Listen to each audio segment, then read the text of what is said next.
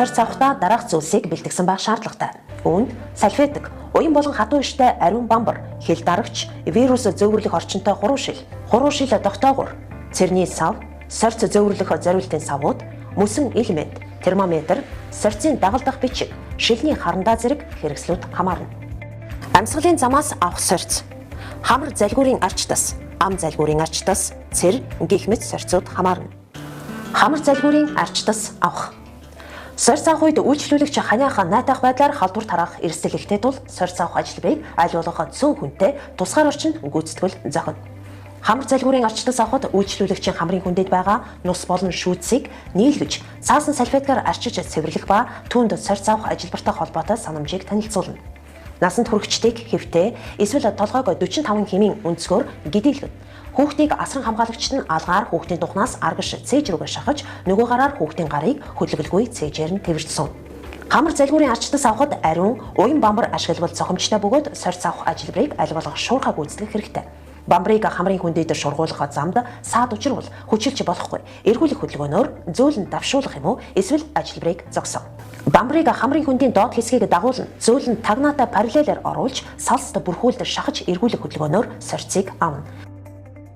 Бамбарыг вирус тээвэрлэх орчин бүхий хуруу шилэнд хийж ховил хэсгээр хугалан хуруу шилийг таглана. Сорьцны дугаар үйлчлүүлэгчийн зохих мэдээллийг хуруу шилэн дээр тэмдэглэнэ. Сорьц дагалдах хуудсыг үнэн зөв бүрэн бүглэнэ.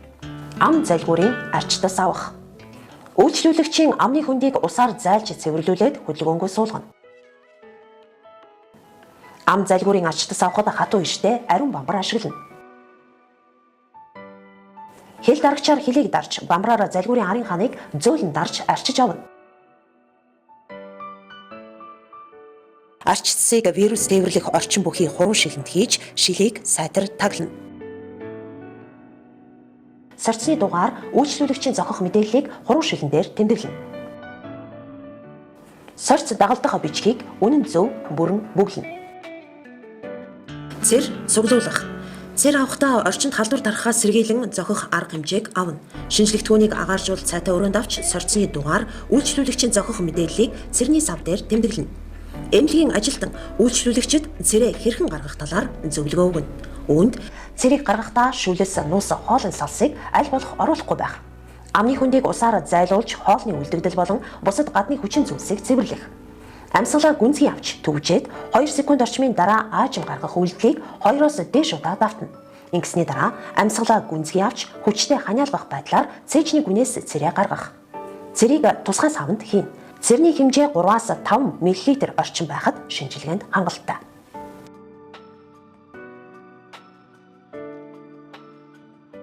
Сорьц хадгалах.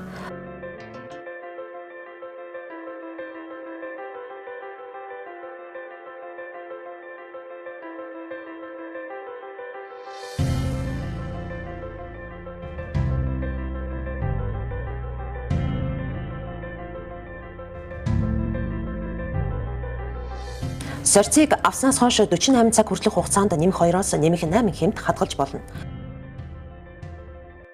48 цагаас дээш хугацаанд хадгалах тохиолдолд хасах 70-аас хасах 80 хэмт хөлдөөнө.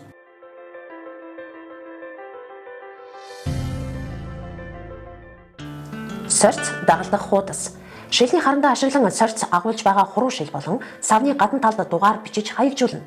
Уг дугаарыг сорьцын дагалдах хуудаст тусахаас гадна үйлчлүүлэгчийн регистрийн дугаар, захин мэдээллийн фис дугаар, илгээгч байгууллагын нэр, үйлчлүүлэгчийн овог нэр, нас хүйс, гэрийн хаяг, эмнэлэг зүйн онош, сорьцын төрөл болон эмнэлэг зүйн талаар заасан мэдээллийг бүрэн гүйцэд бичнэ. Сорьц тээвэрлэх. Сорьц зөөвөрлөхөд гурвалсан баглааны зарчмыг баримтлана. Сорьцыг шингээгч цаас болон самбаагаар оруулж эргэлж 2 дахь савнд хийнэ. Хэд хэдэн сорьцыг 2 дахь савнд хийж болно. Ингэхдээ тус нь шингээгч материалаар орооно.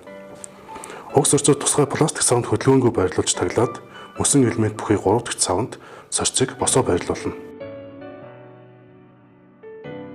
Савны дотор Цельсийн 2-оос 8 хэмээн хөтөлбөлийг баримтлан хянах зорилгоор термометр байрлуулж өгнө.